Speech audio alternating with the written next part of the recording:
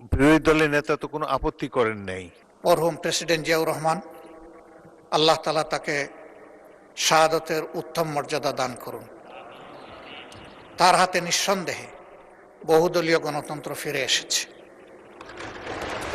যার সুফল পরবর্তী পর্যায়ে জাতি পেয়েছে এবং আজকের পার্লামেন্টও সেই ধারাবাহিকতারই অংশ। মাননীয় স্পিকার, আমাদের এই অঞ্চল দুইবার স্বাধীন হয়েছে। 47-এ একবার, 23 বছর পরে আবার মহান মুক্তিযুদ্ধের মধ্য দিয়ে দ্বিতীয়বার। আমি মহান মুক্তিযুদ্ধে যারা দেশ এবং জাতির জন্য বীরত্বপূর্ণ ভূমিকা রেখে লড়াই করেছিলেন, তাদের সকলের প্রতি গভীর শ্রদ্ধা নিবেদন করছি। বিরোধী দলের নেতা 10 মিনিটের মধ্যে শেষ করুন। 10 minute. Sorry, 10 minute. Thank you.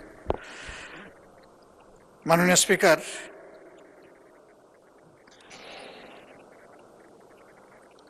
এই সময় যে রক্তক্ষয়ী যুদ্ধ হয়েছে, এই যুদ্ধে যারা নেতৃত্ব দিয়েছিলেন তাদের অনেকেই দুনিয়া ছেড়ে চলে গেছে। আমি তাদের সকলের আত্মার মাগফিরাত কামনা করছি এবং আল্লাহ তাআলার দরবারে আল্লাহ যাতে তাদেরকে শহীদ হিসাবে কবুল করেন সেই জন্য দোয়া করছি। দেশ স্বাধীন হয়েছে, বুক ভরা আশা নিয়ে মানুষ